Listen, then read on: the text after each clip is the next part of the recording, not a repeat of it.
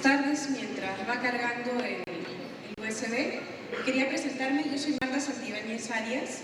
No soy la directora de la Dirección Académica del Profesorado, soy coordinadora del desarrollo de profesores. La directora es mi jefa, Cristina del Mastro.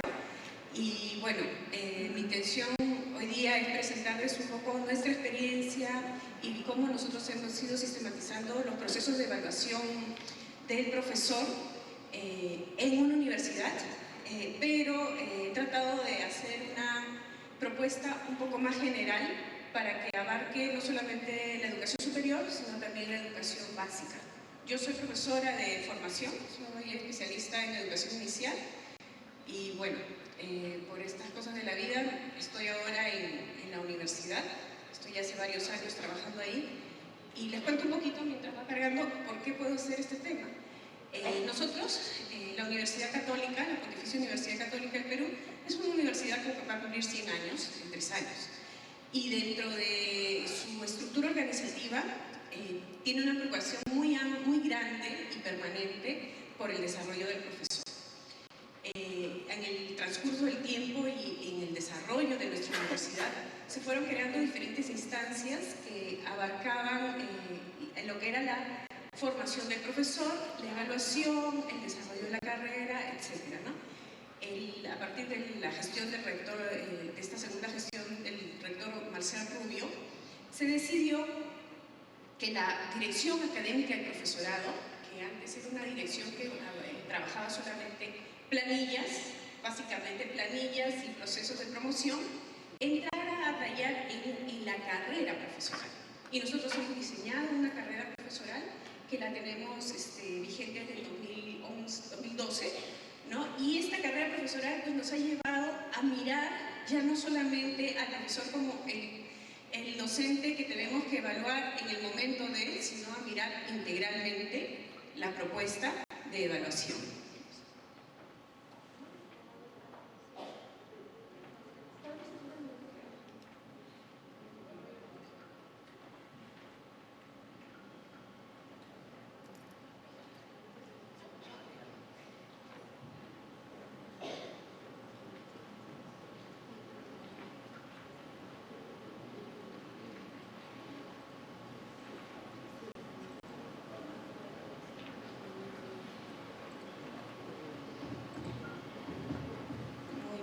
Bueno, muchas gracias. Esta es una hora difícil, todos queremos irnos a almorzar, pero bueno, voy a tratar de hacerlo rápidamente para que podamos irnos a almorzar después de, imagino, una mañana muy interesante. Bueno, la presentación de hoy es la evaluación del docente, factores claves a considerar en busca de la excelencia en el aula. Hay una acotación que yo quiero decirles y que es muy importante y que nos ha llevado a nosotros a mirar de otra forma al profesor. Que nosotros ya no hablamos del docente universitario, sino hablamos del profesor universitario. ¿Por qué hablamos del profesor universitario? Porque nosotros estamos buscando que justamente la persona que desarrolle la docencia en la universidad pueda hacer más de una función, que es la docencia. Que pueda ser investigación, puede ser labor académica administrativa, puede ser responsabilidad social universitaria. Entonces nosotros estamos buscando ya no hablar del docente, sino del profesor. Pero hoy día voy a centrar el trabajo en solamente la evaluación de la docencia, que es justamente lo que nosotros hacemos. Lo primero que quiero preguntarles es ¿por qué creen que suceden estas situaciones? Dice, your evaluation will be based on what you do in the next 30 seconds. Oh. ¿Por qué la evaluación es fortuita? ¿Por qué la evaluación es de momento? ¿Por qué la evaluación a ver qué haces y cómo lo haces? ¿Por qué la evaluación es secreta? ¿Por qué la evaluación no puede ser conocida? Estos factores y otros que seguramente ustedes viven o han vivido como profesores o viven como gestores de la educación, nos hace muchas veces plantearnos etiquetas, ¿no? El tipo de profesor, el suplente, el severo, el despistado, el enrollado, bueno, los que son raros, ¿no? Los profesores sádicos, los profesores confiados, los profesores novatos, los profesores integrantes, o los profesores inquietantes, ¿no?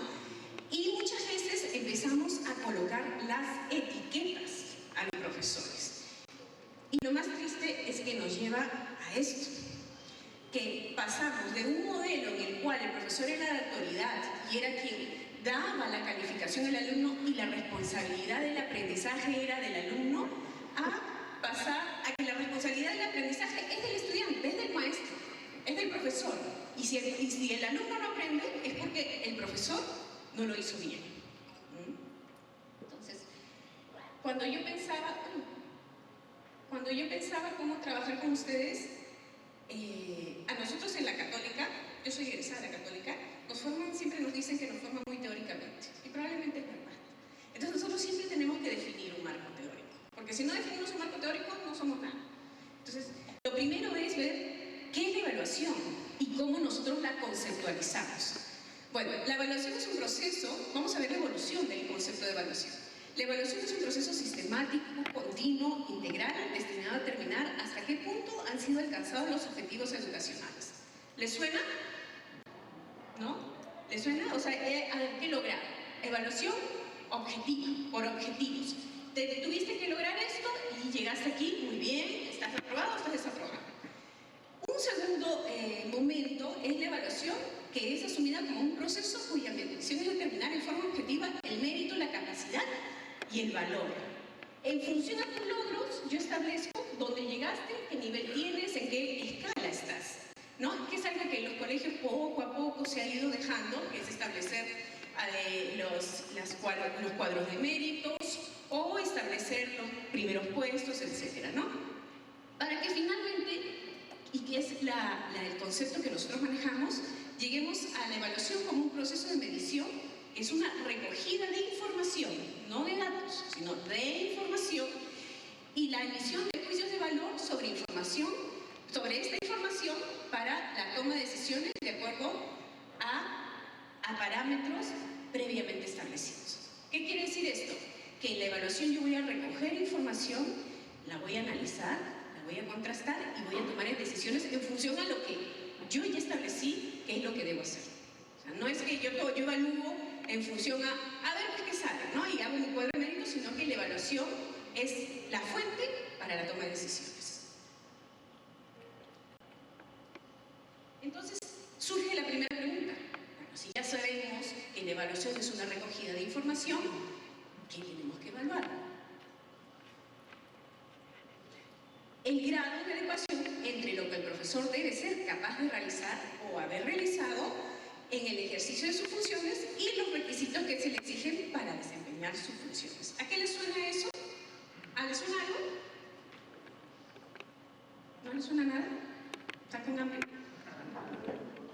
Son desempeños.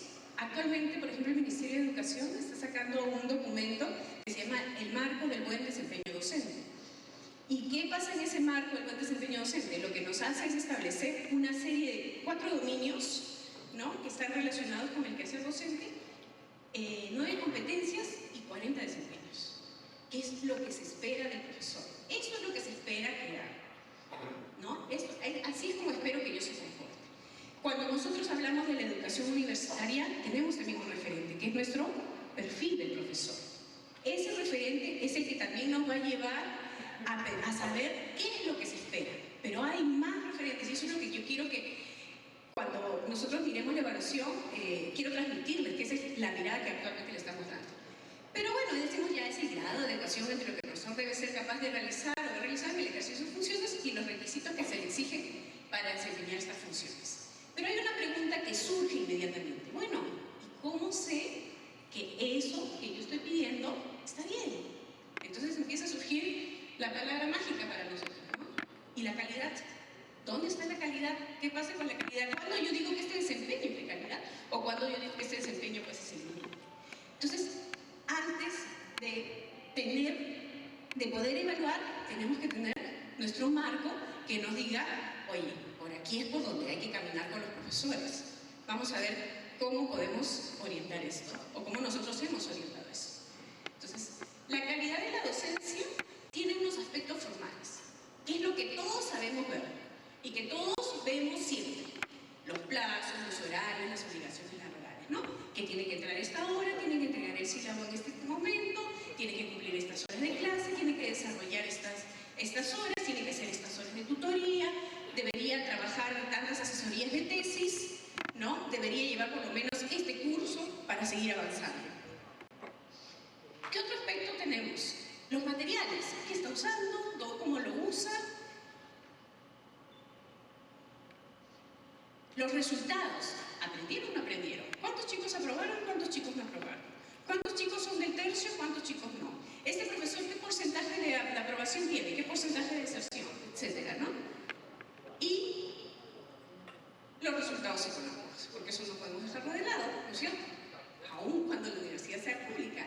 Estamos ahorita en el debate de la nueva ley, ¿no? Y uno de los problemas es que por más que nosotros escuchemos que sí, pues que las universidades les dan el dinero, ¿qué están haciendo con el dinero? Tenemos un marco del SNIF que nos tiene a las universidades públicas atadas de mano, atadas de mano. Entonces es muy complicado porque tienen que haber resultados económicos, tiene que haber, porque la educación es una inversión.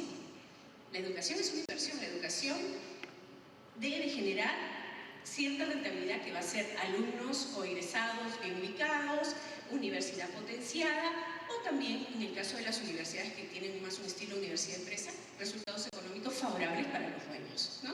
Pero ¿qué pasa con estos elementos? Estos elementos son los compromisos sociales, y son a los que nosotros nos comprometemos con los padres, y son los que nosotros podemos ver, cuantificar, observar, tocar, medir y decir, ¿se lograron o no se lograron? Pero hay otros elementos que además tenemos que evaluar, que son los valores, nivel de satisfacción, acción formativa de los profesores, clima institucional, clima del aula, que son elementos que normalmente nosotros los dejamos de lado por medir nuestros compromisos sociales, porque eso es lo que hace que vengan más alumnos, hace que seamos una institución de mayor prestigio, etc. Entonces, estos elementos son elementos que están vinculados ¿a quién? ¿A quién? ¿Les han dicho que no pueden hablar?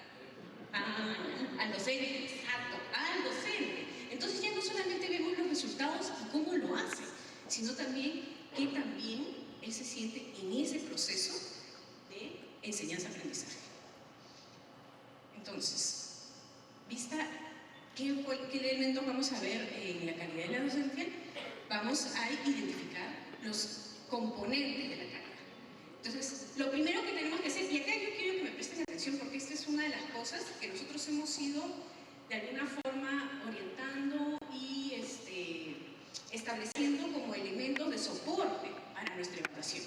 Lo primero es la identificación con los valores formativos, el compromiso educativo del profesor, el desarrollo integral y el aporte social, que son justamente los elementos que muchas veces dejamos de lado para ubicarnos en las obras, en la rentabilidad, ubicarnos en los cuadros de méritos, ubicarnos en el impacto de estos alumnos en el mercado, etcétera, ¿no? Entonces, el compromiso educativo no solamente está vinculado a que yo me sienta parte de una institución. Por ejemplo, en mi universidad, el año pasado hicieron una evaluación de clima laboral. En toda la universidad, creo que el 99.9% de los trabajadores hubo un elemento que coincidía y que era a favor de la universidad, identidad. ¿Por qué? Porque la mayoría de nosotros somos egresados de la universidad, hemos estudiado en la universidad, estamos trabajando en la universidad, conocemos a gente de la universidad y hay una identificación muy fuerte, y lo mismo sucede con los trabajadores administrativos. Nosotros decimos que nuestro corazón hace puk, puk, puk, ¿no? Porque hay una identificación muy clara, y eso es lo que hace que probablemente sigamos trabajando y buscando desarrollar nuevas cosas, ¿no? Y ese compromiso educativo no solamente es que mi corazón haga puk, puk, puk, sino que mi corazón y mi mente sepa cuál es el rumbo de la universidad y hacia dónde quiere ir la universidad, qué esperamos de nuestros alumnos y qué esperan de mí como docente. ¿Qué pasa cuando me dicen, oye, tienes que desarrollar el rol docente investigador? ¿Para qué y por qué? ¿No? O que tiene que hacer una docencia de calidad. ¿Y qué es una docencia de calidad? Eso debe estar claro en la mente del profesor para que pueda estar claro y podamos evaluar. El desarrollo integral del alumno. Hay habilidades en la formación en educación superior. Generalmente estas habilidades están por el tema de las habilidades sociales, por ejemplo, ¿no? Yo he trabajado en una consultoría en el Banco de Crédito y ellos lo que hacían era seleccionar funcionarios de la banca de crédito, que son funcionarios que dentro de la línea de carrera van a llegar a gerente general, pueden llegar a gerente general, ¿no? Y entonces yo preparaba el módulo formativo inicial. Y llegaban chicos de la UPC, de la Católica, de la Pacífico, de universidades nacionales de provincia, etc. Los chicos de la Católica pasaban etapa 1, conocimientos, etapa 2, manejo de procedimientos, etapa 3, no sé qué, y se acercaban ¿en qué etapa? Liderazgo y de habilidades sociales. ¿Por qué? Porque eran chicos de ingeniería, bueno, a mí de repente es eso, ¿no? Porque hay una necesidad de no solamente formar aquí, sino formar aquí para la sociedad, para que yo me inserte en la sociedad. Entonces, el enfoque de formación tiene que considerar lo que es el desarrollo integral y el aporte social. ¿Para qué formamos? En educación básica también, ¿para qué formamos? Formamos ciudadanos. O sea, en educación básica formamos ciudadanos. Y yo siempre le digo a mis profesores cuando capacito, nosotros formamos ciudadanos para que sean felices. O sea, yo formo ciudadanos para que puedan desempeñarse con éxito en lo que sigue de su vida. Es decir, que tengan capacidad para una buena lectura, un desarrollo matemático, puedan integrarse a la sociedad, etc. Y pueden ser buenos ciudadanos, pueden sentir que contribuyen al país. Entonces, el aporte social desde el lado de la educación superior como desde el lado de la educación básica es sumamente importante. Y en la medida que el profesor tenga ese compromiso, su enfoque hacia la formación del alumno también va a ser distinto. ¿Qué otro elemento? Proceso formativo reconocible. Ahí es necesario que nosotros tengamos claridad en cuál es el proyecto y el modelo educativo. Por ejemplo, ahora que todas las universidades estamos en pro de la acreditación, ¿qué es lo primero que hay que tener claro? ¿Cuál es el modelo educativo que maneja la universidad? Cuando nosotros hablamos de acreditación y educación básica, ¿qué es lo primero que hay que tener claro? Su proyecto educativo institucional. Entonces, estos elementos son básicos para que nosotros podamos seguir avanzando y que el profesor sepa cuál es el horizonte. Y resultados de alto nivel, competencias para el aprendizaje, competencias para el ejercicio profesional. Entonces, ¿cuáles son los componentes de la calidad en la formación? Identificación de los valores formativos, un proceso formativo reconocible en el que yo sepa por qué se hacen las cosas. O sea, no es que, bueno, vamos a hacer trabajos colaborativos, muy bien, ya trabajos colaborativos, hacemos nuestro rompecabezas, nuestro Kanban, etcétera, etcétera. ¿Pero por qué? ¿Para qué? ¿Cómo está esto inserto dentro de lo que es el modelo educativo y los resultados, ¿no? ¿Qué competencias debo lograr? Y en esto es muy importante el perfil del profesor, ¿no? El perfil del alumno, la identificación del perfil del alumno, qué competencias, qué objetivos, como se haya determinado el plan de estudios, se espera lograr. Y las competencias para el ejercicio profesional, y ahí está el tema de habilidades sociales, de capacidad de investigación, etcétera, etcétera, etcétera. Entonces ya tenemos más o menos el concepto de evaluación, los componentes de la calidad, y entonces vamos a ver cómo evaluamos esta docencia, ya específicamente yéndonos al trabajo del profesor de aula. Estas dimensiones se pueden adecuar al nivel de educación superior como al nivel de educación básica. ¿Cuántos son de educación básica?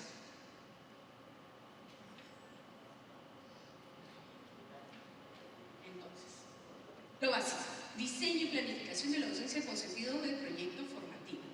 Hay un tema que yo lo trabajo desde que era estudiante y que en la universidad nos lo hicieron mucho énfasis, la necesidad de planificar. En los colegios pasa, que es un mal hábito, que el profesor utiliza la programación un año, el otro año, el otro año y el otro año, ¿no? Y hace una repetición de estrategias con pequeñas adecuaciones. Y en la universidad pasa peor, que el profesor no planifica y que agarra su texto, sus sílabos, sus lecturas y empieza a hacer una gran disertación. ¿Cuál es el problema? Que los alumnos han cambiado. Entonces ya no tenemos al alumno pasivo que está ahí sentado y que me escucha y toma nota, ¿no? Y que está tranquilo, ¿no? Y que dice, bueno, yo tengo que aprender lo que dice el profesor. Si no tenemos el alumno que está con su tablet, que está con su laptop, está entrando a Facebook, está entrando a verificar si lo que el profesor está diciendo es verdad, ¿no? Está entrando a a charlar con sus amigos, está entrando a terminar un trabajo. Porque son alumnos multitarea. Entonces nosotros tenemos que, justamente tomando en cuenta estos elementos, empezar a hacer una planificación que logre que nosotros captemos justamente la atención de estos alumnos. Y esta es una dimensión de la calidad, la planificación. Entonces tiene que ser evaluada. Organización de las condiciones y del ambiente de trabajo. Aquí hay una cosa muy importante. Yo soy un profesor innovador, voy a utilizar trabajo colaborativo, etc. Y de repente tengo unas mesas que no puedo moverlas, ni con todo el salón junto nos vamos a poder mover. Entonces yo tengo que no solamente tener en cuenta qué voy a hacer, sino qué necesito para hacerlo. En educación, no sé cuántos de ustedes son educadores, pero en educación hablamos mucho de la implementación. Que no, cuando yo estudiaba decían que era una palabra inventada, ahora es una palabra aceptada. Pero la implementación es justamente, yo diseño y me encargo de establecer todos los elementos que hacen falta para que esto se lleve a cabo. O sea, ya no solamente digo, uy, ya planifiqué, miren, aquí está mi planificación, está excelente, colaborativo, etc. Materiales, las condiciones del espacio, los tiempos, etc. Todas las condiciones que hacen que esa planificación justamente tenga éxito. Otro elemento es la selección de contenidos interesantes y la forma de presentación. Los contenidos tienen que ser atractivos para los alumnos. Hay veces en que los alumnos van a decir, ¿y esto para qué? Eso no me sirve. ¿Para qué necesito esto? Entonces, ¿cuál es el rol del profesor? El rol del profesor es adecuarlo a la necesidad de aprendizaje, a un perfil, ¿no? a unas capacidades, a un desempeño profesional o a un desempeño ciudadano o futuro del alumno. Los materiales de apoyo para los estudiantes, guías, dossier, información complementaria. Acá todavía no hablamos de tecnología, hablamos de los materiales que van a orientar el aprendizaje del alumno. Cuando nosotros pensamos en cuál es el rol de un profesor, ya no hablamos de que el profesor es el que transmite el conocimiento, ¿no? Ya no hablamos de eso, ahora hablamos de que el profesor es el guía, orientador de conocimiento. Entonces, para hacer cualquier cosa que necesitemos, si por ejemplo nosotros, si a ustedes les dicen tienen que irse de aquí, o por ejemplo, ayer hubo una maratón, ¿no es cierto? ¿Alguno de ustedes ha participado en la maratón? ¿Nadie? Ah, muy bien. ¿Qué tenías que hacer para participar en la maratón? Mirar el plano. Tenías que mirar el plano. Si no miras el plano, por más que hayas entrenado 5 años, no ibas a tener éxito, porque entre que buscabas el camino, entre que te equivocabas, entre que preguntabas, ibas a llegar al final. Es necesario que siempre, para orientar cualquier proceso de aprendizaje, procesos formativos, procesos para el logro de un objetivo, de una competencia, nosotros ayudemos a los alumnos a saber el camino, la ruta. Otro elemento, otra dimensión, la metodología, la didáctica, la aproximación a los contenidos, las modalidades de interacción, la accesibilidad, la presión y apoyo, etc. La interacción, ¿cómo va a ser? ¿Qué tanto pido yo del alumno? ¿Qué piden los demás también? Porque muchas veces nosotros nos centramos en lo que nosotros nada más hacemos y pedimos una monografía, pedimos un trabajo de investigación final, pedimos los trabajos colaborativos, además tienen que ser una reseña de no sé qué lectura y no sé. Y después digo, oye, no sé por qué los alumnos empezaron bien, pero han terminado el ciclo con trabajos mediocres. Claro, porque lo hemos llenado de cosas, ¿no? Y la metodología debe generar aprendizaje, independientemente de la metodología que sea. Entonces, la metodología debe ser clara en cuanto a qué estoy haciendo yo para generar aprendizaje. La incorporación de las tecnologías y recursos diversos. Ahora las TIC son sumamente importantes, ¿no? Son sumamente importantes porque son el vehículo o el medio de comunicación de nuestros alumnos. Entonces nosotros no podemos olvidarnos que los alumnos son multitarea, que los alumnos todos están en Facebook, que ellos se enteran más rápido de nosotros de lo que mientras que nosotros nos demoramos probablemente 2 o 3 días en hacer una búsqueda, ellos la hacen inmediatamente y además la comparten. Entonces se dividen y comparten, cosa que nosotros no estamos acostumbrados a hacer. No estamos acostumbrados a hacer búsquedas colaborativas. Entonces ellos tienen una ganancia sobre lo que nosotros hacemos en una búsqueda. Entonces hay que utilizar las tecnologías, las plataformas. Yo creo que casi todas las universidades actualmente tienen plataformas. El Ministerio de Educación tiene plataformas, los colegios privados tienen plataformas. Ahora, las plataformas no pueden ser para que el alumno descargue la tarea y suba la tarea. Las plataformas tienen que generar algún tipo de interacción, porque es como los alumnos ahora aprenden. La atención personal de los estudiantes y el sistema de apoyo. La tutoría es básica, especialmente en los primeros ciclos. Y además, como nosotros somos orientadores del aprendizaje, fuera del aula, tenemos que ayudar a los alumnos a seguir generando sus aprendizajes, ¿no? Es bien importante, por ejemplo, que todos los profesores, o al menos los que son tiempo completo, ¿no?, tengan un espacio para la asesoría de alumnos, ¿no? Un espacio en el cual el alumno pueda acercarse, no 1 hora a la semana, media hora a la semana, pero que el alumno sienta que hay una acción